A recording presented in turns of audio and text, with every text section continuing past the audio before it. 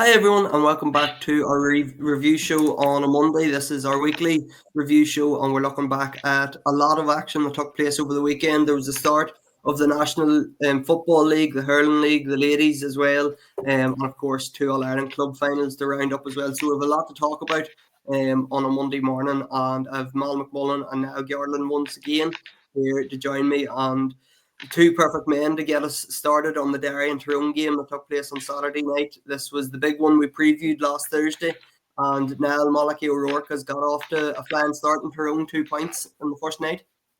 Yeah, that's it. I suppose one swallow doesn't make a summer, but it was a great start to his tenure. And from chatting to people since the game, they all seem quite positive about the road ahead already. Even just looking at the team list there before we came on, so many lads delivered a really good performance. Michael McKernan, who in fairness has been a model of consistency in recent years, was excellent.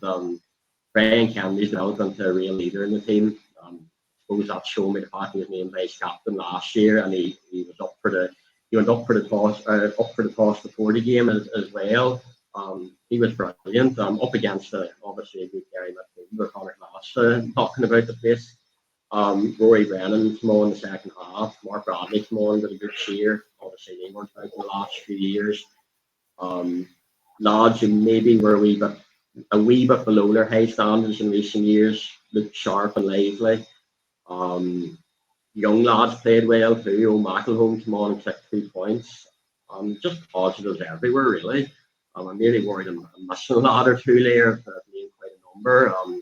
Peter Haig started. He was not a lad who wasn't about in recent years. He was on the panel when they won there in 2021 and knocked it out. But he came in and he wasn't named to start, but he did start and he was very good. And he got the goal with 10 or 15 minutes remaining, and Tyrone never really looked back after that moment.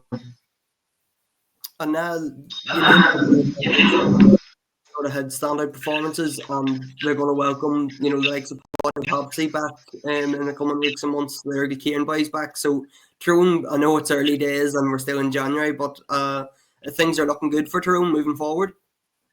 Yeah, definitely. There was a nice vibe after the game as well. The lads all shouted away to the press, and I heard a cheer too coming from the changing rooms as well. I suppose the big question is, can they become more consistent? Because it wasn't as if Tyrone weren't producing all good performance in recent years under Fergal Logan and Brian Dooher either. I remember some cracking results in the National Football League against the likes of Kerry in recent years in particular. That some good performances in the Championship as well. Like last year, they really put Donegal a pin on their collar. So it wasn't as if Tyrone were average every day they went out. It was just that they were up and down like a yo-yo. So I suppose what Tyrone people are looking for is another good performance against Armagh next weekend. I know we're not here to chat about that game, but as I said at the start, one swallow doesn't make a summer. But I think the fact that lads like Roy Brennan and Mark Bradley, Peter Haig and all are back is a real boost going forward. I mean, those lads from the under 20 team last year coming into play as well, So I think the squad's better than last year, and if you look at recent All Ireland winners, they always have a good squad. Like Armagh last year, the best bench in the country. Like so, with those lads back, I would be hopeful. And Mal, what was the Derry perspective from the game on Saturday? Yeah, obviously a very disappointing result, and probably a disappointing enough performance in places. Whenever you think after half time, Derry got back into the game with Conor Glass's goal, sort of like an instant response, and it pushed ahead at one point. But to be honest, I just thought the general story of the game was just Tyrone's finishing. Like, I just remember watching Owen McElhone coming on as a sub and thinking to yourself, well, here's a man with the potential to notch a couple of scores. And like Darren McCurry, the more he got 3 points, he probably could have got a lot more. So they probably were just that wee bit more incisive across the pitch. From Derry's point of view, they just didn't. They looked like a team hadn't played as much as Tyrone has done together, and that told in Tyrone's performance. Like Tyrone were excellent. The game itself, the 2 goals, and the sort of the 3-on-3, I think, is working for Tyrone's favour. If you look at the goals, Derry seemed to try and defend the 2-point arc, and Niall Morgan picked 2 passes over the top into the space, and that's where the goals came from. A kick pass was the source of it. So from that point of view, Derry are probably going to have to make a decision about like how deep you sit. And probably, like you touched on Brian Kennedy there, Niall, he probably was the difference around the middle. I'm sort of tying into the rules as well, because to be honest, I watched the game probably more for the rules than the actual game, if that makes sense, because I'd never watched it before. But like the fact that there's more balls kicked long now, I think, and it'll probably be a big focus for Derry, I'd imagine, over the next few weeks, is to try and get more out of midfield. Just try and work the kick out, high ball, a break, and ball beside it. I think that's something they're going to have to work on to try and get a foothold around the middle, because that's where Tyrone sort of built it. But like another man that I think has a big part to play, and I think he's got a big part to play in the way Tyrone are going to go, Matty Donnelly. He was a real fulcrum in there. They used him, and he's very good on the ball, so he was able to recycle it back out. So, and when I think to Shane McGuigan, I think it was the 19th minute before Shane McGuigan got a meaningful possession, as an inside man. And from watching the 3-on-3, teams seem to rotate it. So it always depends who's inside, whereas Tyrone always seemed to have Darren McCurry as that focal point in there, which was noteworthy in there. But no, as I say, Tyrone fairly deserving winners, and Niall's right. And I noticed the dressing room vibe after, and there's a feel-good factor there, and that's obviously what Malachy's going to bring.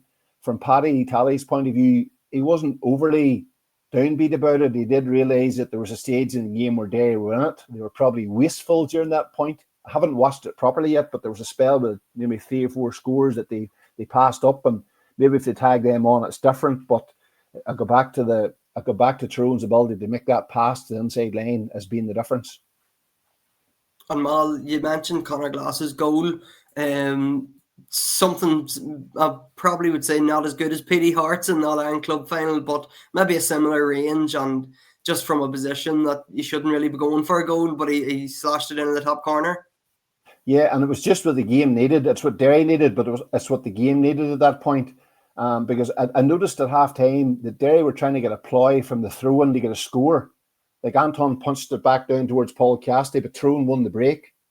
But the goal itself, like Conor Doherty with a wee bit of pace, Anton Toole was involved in it a couple of times, and boom, top corner, what a finish. Jared Bradley actually finished the goal something similar to the same corner in the hurling match beforehand. So a great score, but it just wasn't enough. When you think about it, that level of score just isn't enough. Like 1-9 is not high enough a tally. It's probably one of the lowest tallies there was over the weekend. So it won't be good enough going forward. But I think from Derry's point of view, it's trying to find that balance with the long kick out and a break ball, because midfield is sort of where the game is always decided. I felt that, and I don't want to go into too much in the rules here, but I think with the 3-man up, I think there might be an avenue of keeping the 3 men inside the 45, or at least inside the 65. Now, it might leave it more confusing, but I think there's just too many people congested for the kickouts. So as much as they're trying to get a skill, like if you think of, say, for example, Sean Patton, he's an excellent kicker. Niall Morgan, the same. Like Niall Morgan has got that ping kick out, and he was struggling to find space. So maybe the 3v3 tweak takes a few men out of that middle sector, and then the kickouts on that wee bit more. But by and large, that 3v3 is good. I like the solo and go. I think it's brilliant. I think the situation with the not handing the ball over for descent, I think it needs to be through in the bin, to be honest. You think there was 2 instances in the first half. Declan Cassidy kicked the ball away, carried forward, rightly so. There was another one, I think it was Dermot Baker got fouled, and there's a Tyrone man over the top of him, and there's a grey area, so it was moved forward. Do you give the man a chance to step up? I think they should just refine it, that when you're fouled, you just set the ball down and move on. But if you kick it away, a la Declan Cassidy, move it forward. I think that's the way that should go. No, the rules are, I don't know what you thought, Niall, but like the first half I thought was pretty dead. It didn't, you're not expecting these high scoring tallies, but then you go into Roscommon and down and you have a score fest. But the finally on this game, I don't want to talk too much about it. What I did notice was from the people seated around me, all they talked about was the rules and what is this and what is that. And it was actually a few fans didn't even know the rules. You know, you can find them ask, what's this for? So I think that all parties need to know them, but I do feel there will be a few tweaks before it's over. Yeah, Mal, I think so. And I like yourself, probably I got my first view of the new rules in Armagh and Galway on Saturday night. And obviously, everybody sort of knows, I'm sure at this stage, there was a bit of confusion. I know Kieran McGeaney had told the media after the game that they had been sent, you know, the rules booklet or the rules explanation on the punishment for breaking the 3v3 was a 13-yard free at the other end. So Galway broke it in the first half and Rory Grugan popped the ball over the bar as he was supposed to. But when Armagh broke it in the second half, Shane Walsh chose to take his free outside the arc. So he got to take a 2-point shot and he scored it. But Kieran McGeaney's point was that they weren't told that was an option. But Conor Lane came into the changing rooms after the game and showed his version of the rules, which was actually different from the one that had been sent through to Kieran McGeaney. So it's going to be a lot of confusion. And as you say, there's fans going to games that they probably didn't understand the black card rule, the mark rule, and now they have a series of other rules trying to get to grips to. But I think the solo and go was really for the Armagh Galway game really looked good and really sped the game up. The 50-metre penalty, as you were talking about, Mal, I don't think it was used at all for dissent in the Armagh Galway game. The 3v3 structure was obviously in place and broken a few times, and just a funny one on that, Paul Conroy actually tried to push Dara McMullen over the line at one stage. Armagh had their 3 players up and Dara McMullen was standing on the line and Paul Conroy tried to push him out over it, and that's maybe something we're going to see more club level when there's one official trying to get his head around all this. But on the game itself, Armagh started really well. They went 5-1 up. Oisín Conady and Rory Grugan were playing brilliant stuff. They had the wind at their backs, and Rory Grugan was playing. He was one of the players that was stayed up for most of the majority of it during the first half. And Conady was just his electrifying self. 3 points in the first half, all from play. Armagh were 5-1 up and looking really comfortable. Galway were really struggling to break Armagh down. Just they brought their keeper up, Conor Gleeson, come up from into the attacking half to make it 12v11, but just made no real impact. He was okay taking a pass, but Armagh, it was quite obvious to me that Armagh were told, don't worry about him, he's not going to shoot, especially when they were facing into such a strong breeze. So Armagh were looking comfortable at that stage. Then Galway got the penalty and a few frees, and suddenly Galway were 2 points up at half time, which was incredible given that Armagh were probably the better team in the first half. Coming out in the second half, then Galway had the breeze at their backs. The wind probably picked up a bit as well. They kicked them a couple of three 2-pointers, and that was more or less the end of the game. Armagh were really flat. Really disappointing second half performance from Armagh. I know they were missing a few key men. I think there was 6 starters maybe from the All-Ireland final that didn't play. And the likes of Tomas McCormick made his debut at cornerback, but Galway were missing the likes of Damien Comer, Rob Finnerty and a couple of others. So there can be no real excuses for Armagh, but a disappointing opener. And as Nell sort of alluded to, they take on Tyrone in the athletic grounds on Saturday, so that'll be an interesting one, and that'll be the focus of our preview show coming up on Thursday. But I think that's all the Division 1. Just before you leave that match, Sean, I know the Rian O'Neill talking point, will he be back, will he not? You know, he's obviously a loss, but I noticed Ethan Rafferty came on as a sub. He came on as a goalkeeper, and like there were talk, like Paddy Talley had mentioned the 12th man, and a few managers have. Was that an injury, or was that just a change of tactic from Armagh? Because the 12th man's a talking point. Yeah, now Grimley got put off. An uncharacteristic red card for now Grimley. Like, I don't think there's any arguments for the red card, but he gets sent off, and so that meant Armagh only had to keep 2 up. Then if you go a man down, you don't need to play the 3v3 up top. You only need 2. So Ethan Rafferty come on then with the idea, I assume, of kicking 2-pointers, but 40 yards is a big way out, and with the breeze in Galway, that's almost an impossible kick. So he never really got a chance at it, but he did win a free as soon as he come on. And one of the other things he done was when Galway had the ball, Ethan Rafferty come out and marked one of the Galway forwards, so Armagh were able to push out the field, essentially leaving their goal empty. But yeah, it was late on. Armagh were maybe 6-7 points down when Ethan Rafferty come on, and there was never going to be enough time left for him to kick 2 or 3 2-pointers, and especially with the conditions, it was an impossible effort for him to do it. But it leaves Ciarán McGeeney a real headache now, because Blaine Hughes had a really good game. He was coming up the field a lot to create that extra man.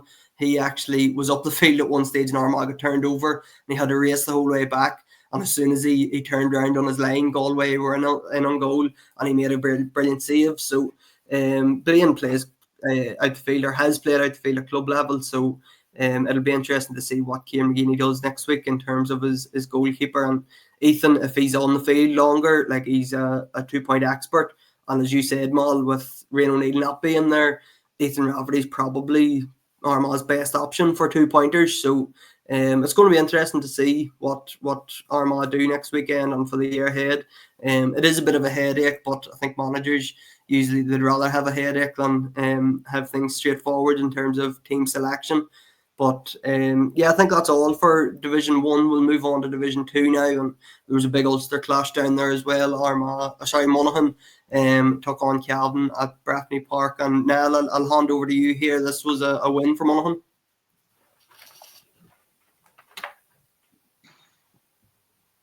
Yeah, brilliant win for Monaghan. Very high scoring encounter, as everyone will have noticed at this stage. And it finished 2-22 Monaghan, 20 points Cavan. So I don't know if that's reflective of the new rules, but I'd say Jim Gavin was probably happy when he saw that scoreline pop up on his Twitter feed. If he has Twitter, which I sincerely doubt. Anyway, but yeah, I suppose it's a case that the more things change, the more they stay the same in another sense, because Rory Beggan was hugely influential. He scored 6 points, and including a couple of 2-pointers. Brilliant game from Rory. Yeah, good one for Monaghan. I was sort of wondering where Monaghan were at when I heard Conor McManus had retired. It was, obviously it was coming. There's been a lot of chat about Conor retiring in recent years anyway. It had to come to an end sometime. But I was just wondering if maybe he felt, well, is there any point in coming back? Because he's a fellow with big ambitions. But to be fair, they produced a very good performance, and they all accounts for full value for their 8-point win. Cavan didn't perform too badly, to be fair. They were wasteful in front of the post, and that was one of the defining differences between the two teams. But a good one from Monaghan, and a surprisingly rare win over Cavan in recent years. Cavan have probably had the better of the rivalry between one town and another, so they'll take that one, and I suppose it sets them in really good stead for the rest of the Division 3 campaign, because anything other than promotion would probably be a disappointment from a Monaghan perspective. Yeah, and one of their big contenders for promotion in Division 2 is Roscommon, obviously, and Down went to Roscommon on Sunday. And again, Niall, like you're sort of referencing in Monaghan and Cavan, this was probably a better advertisement of the rules, or what the FRC want the rules to create. So this was a game again affected by the wind. Down had the wind at their back in the first half and kicked a couple of 3-pointers. I think Pat Haverin, he finished with 11, which is maybe a personal scoring tally that we're going to see more often with the 2-pointers. But he was on form in front of the post. He kicked a couple in the first half. So did Ryan McAvoy got one, James Guinness got one. And then the down goal also came. I think Pat Haverin was shooting for a 2-pointer and it just dropped short, and Ryan McAvoy was on hand to punch the ball to the net. So that gave Down a good foothold at half time. They were 1-14 to 2-6 up, but obviously the wind changed. The sides changed direction. So Roscommon then had the wind in the second half, and their bench made a huge difference as well. The Roscommon bench, were able to bring on the likes of Kieran Murtagh. I think he finished with 1-2 maybe. The likes of Donny Smith come on, Ben O'Carroll as well. So I think Roscommon, they're probably the favourites for promotion to Division 2. So Down, giving them such a good run for their money. And Down, I would probably have questioned Down how the new rules would impact them, because having seen them last year, they were quite defensive and playing on the break. But having the 3 up now, it's harder for teams to maybe play like that. So Down, a really good showing for them, their first day out. And I'm sure Conor Laverty and all the Down team will be encouraged that they can give promotion a good rattle if they can do that against Roscommon. If they can throw up, 120 against Roscommon, then they can really be in the promotion shake-up. So it'll be interesting to see how they go. But I suppose, Mal, one of the talking points coming from this game was, I think it was the 3rd Roscommon goal, that it's going to be something we're going to see with the new rules, the keepers coming out. It happened in Armagh and Galway, it happened in Omagh on Saturday night. As Niall said, Rory Began coming out the field as well for Monaghan. Keepers are going to come up. They're going to come up to create that extra body. But in the Down game, Owen Murdoch had a shot. He was blocked down. There's a turnover for Roscommon. They kick the ball up the field to Kieran Murta, and he kicks it into an empty net from about 45 yards, which is not easy to do, especially with the breeze and everything else in Dr. Hyde Park. But that's something we're maybe going to have to be accustomed to, Mal, is if a keeper is brave enough, or if teams are brave enough to bring their keeper up to create the 12v11 in their attacking half, if the ball's turned over, there's an empty goal at the far side, so there's always going to be that opportunity for the opposition team. Thanks for reminding me about Derry's last season, John. But it just shows you, like, I didn't see that goal you're talking about, but we chatted off air. You explained the way it went about, and it might have been only one this weekend. I was sort of scrambling through reports this morning because I knew you'd be talking about it today. But I don't think it's going to be. Well, it depends how the teams deal with it. Like, from what you're saying, is Down had everybody out of position. And I'm going to go back to Niall Morgan because it's one of the best example of this weekend. Like, a couple of times Niall Morgan came out to be the man around the middle on kickouts, and the ball was flicked away and he was out of position a couple of times. But what I noticed about Tyrone was, and maybe other teams can learn from this, is that when Morgan was out, they basically, the extra men that they could have back, they had them so well positioned. Like, any time, Morgan was sort of out of the goal, out of the defending situation, it was going to take a wonder kick for Derry to open up Tyrone. They were so well set up. So if you bounce that against what happened with Down, from what you're saying was, we're Down completely sold. So that's the two extremes, Sean. Is that what we're saying? Yeah, Down were completely. They were chasing the game, obviously, at the end. Yeah, so I suppose that's different if you're chasing it. But I think that comes back to probably what you're talking about. Like, I see them as promotion favourites. I can now understand why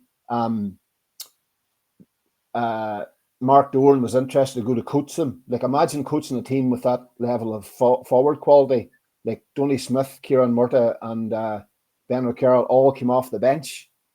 Like, I know in Derry at the minute what we wouldn't do for a couple of those boys, because scoring forwards are the thing that we're struggling with. So the fact that Roscommon have that, and they've got good long range kickers, not even for scores, for a pass. Teams playing against Roscommon, their eyes are going to be well open now after last weekend. But, go back to the point, Malachy, Ryan Porter just had thrown well set up that if Morgan, and they're obviously targeting Morgan as the playmaker, if something goes wrong, lads, make sure you're sort of in the proper pockets. That's what I sort of took out of Saturday night. And moving on to Division 3 then, Nell, Fermanagh took on Kildare, who I think it's fair to say maybe shouldn't be in Division 3, but that's where they find themselves. And it was a big win for Kildare.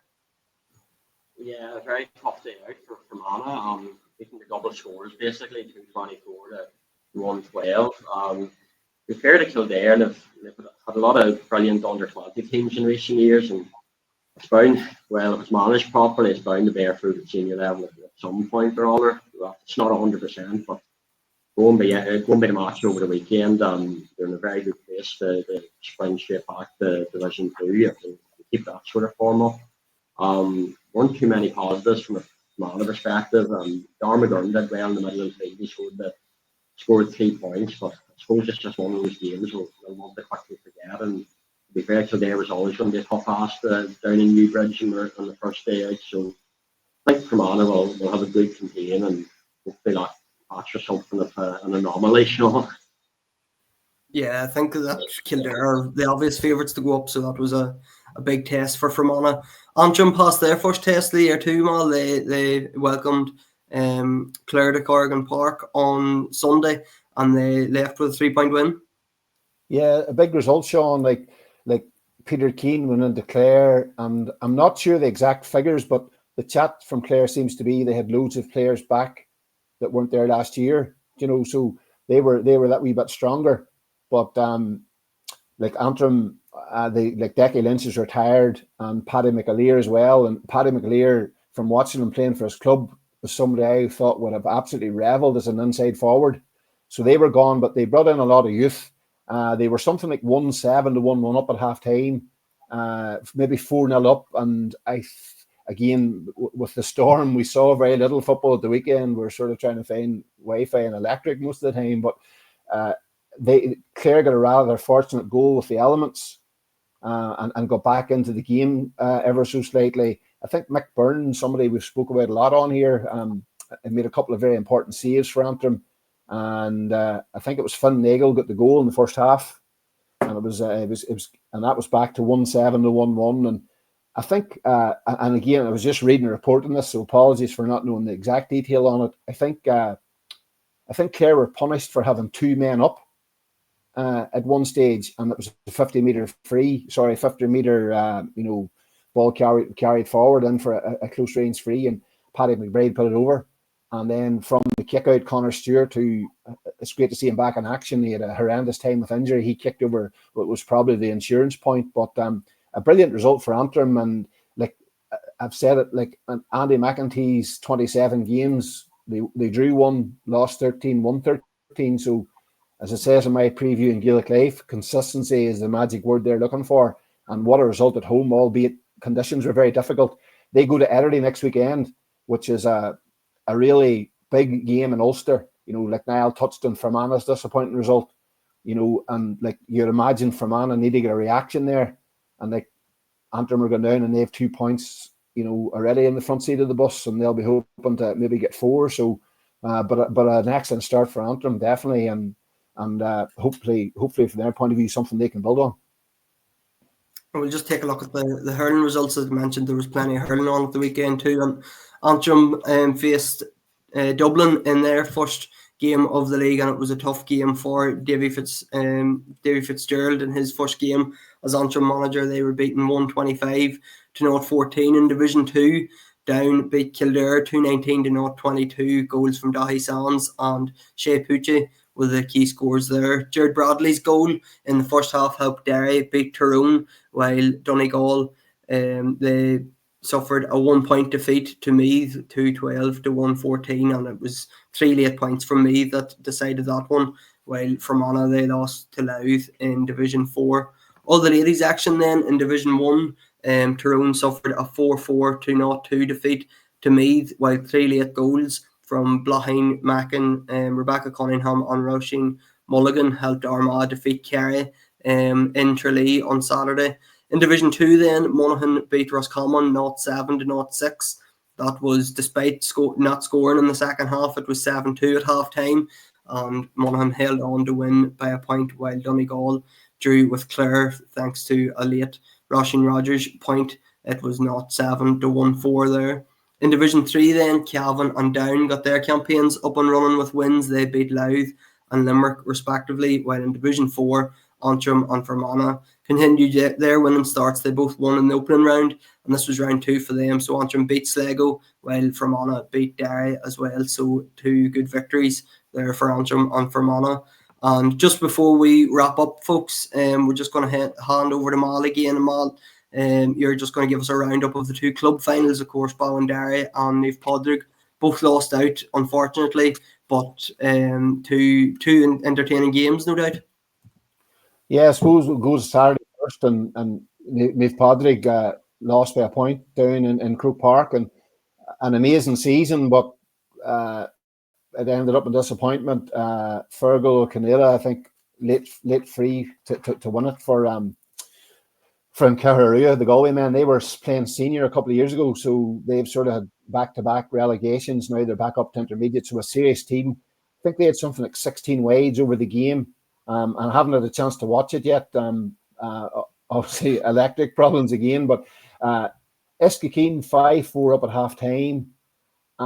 They struggled early on. I think from listening to the Highland commentary when I was driving home from Omagh, it was something along the lines of like there was a really strong presence across midfield for the Galway men, and Eskakeen just didn't have the runners for their kickouts, and they struggled.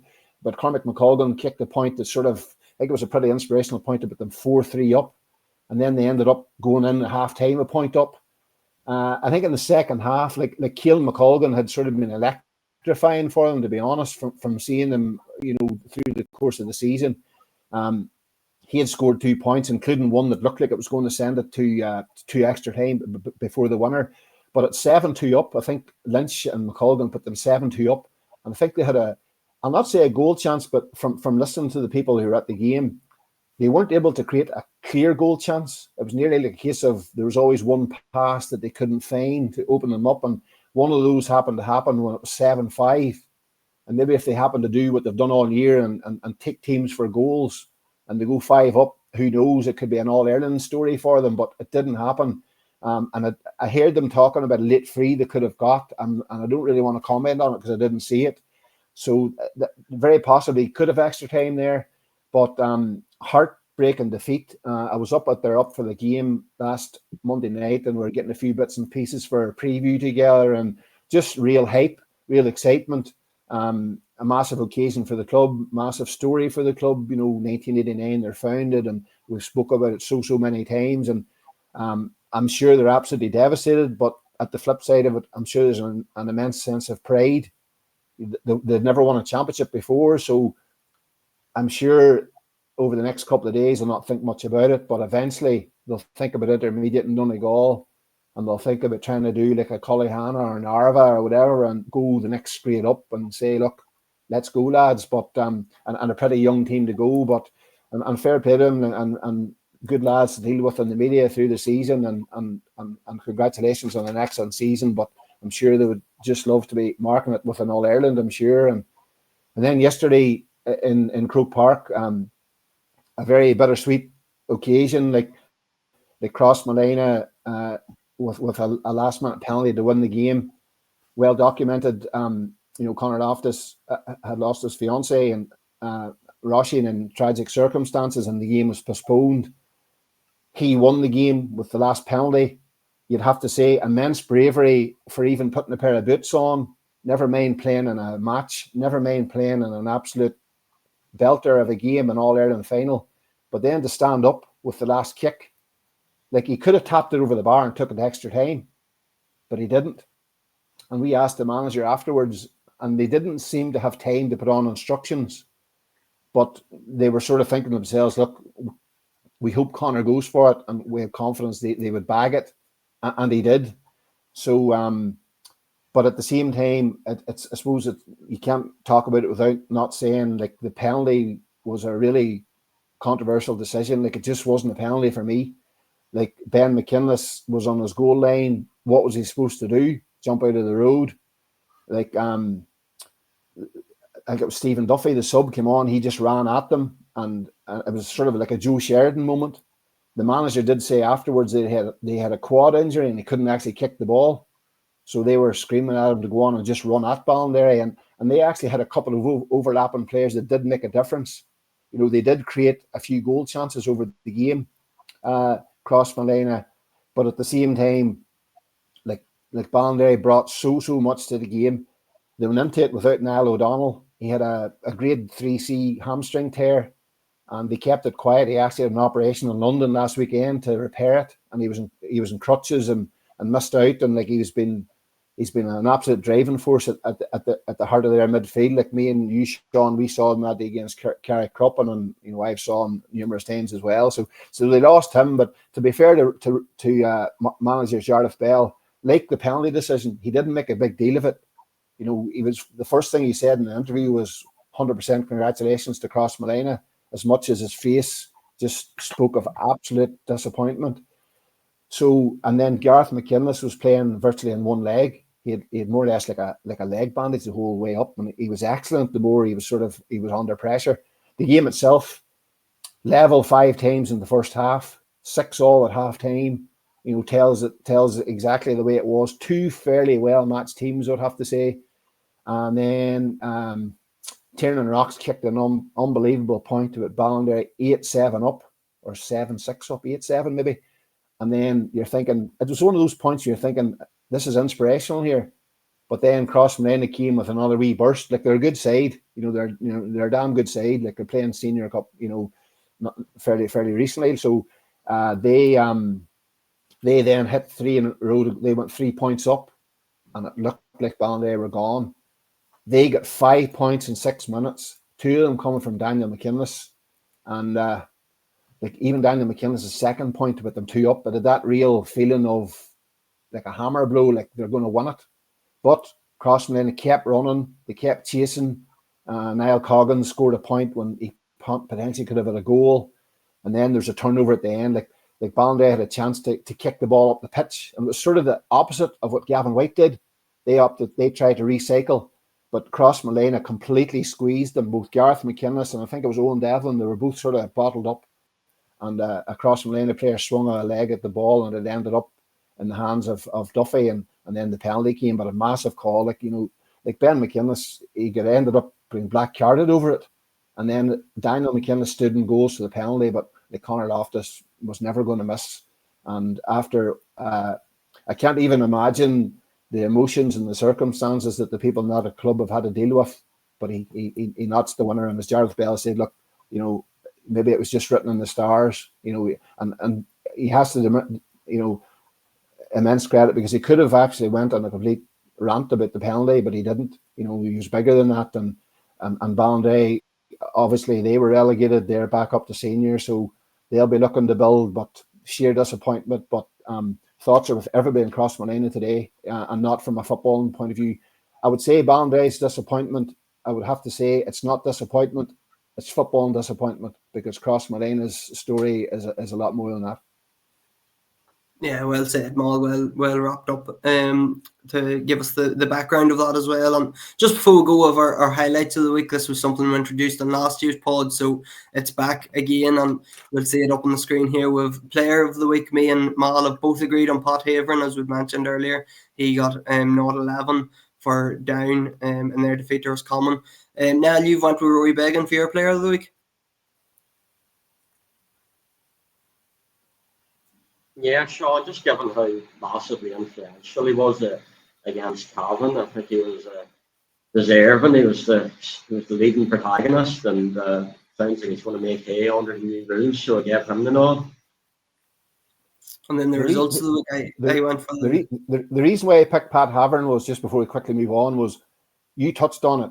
The way the game has gone and the amount of runners down have Pat Haverin as an inside man, I think, is their ticket to changing how they play. So that's I'm interested to see how far he goes after this. The results of the week, we've touched on all three of these during our sort of roundup. The Monaghan ladies beat Roscommon, as I said. They didn't score in the second half. They have a new manager in place as well, so I thought that was and it was in Roscommon, so I thought that was a brilliant result for them. Now you've went with the Tyrone win over Derry, obviously. Is your result of the week?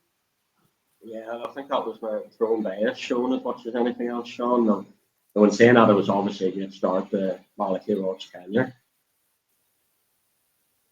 And Mal, you've picked Antrim. Yeah, just I've already touched on it, and an excellent win for them and something to build on.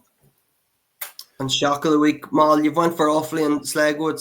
It's sort of Ulster pace. There's Ulster men on the sideline. It is, because I think I've been impressed with what Sligo have been working on. And I suppose anytime I'm listening to some of the podcasts that are based down, like down the west, they always seem to talk about Sligo structures, something they maybe didn't have.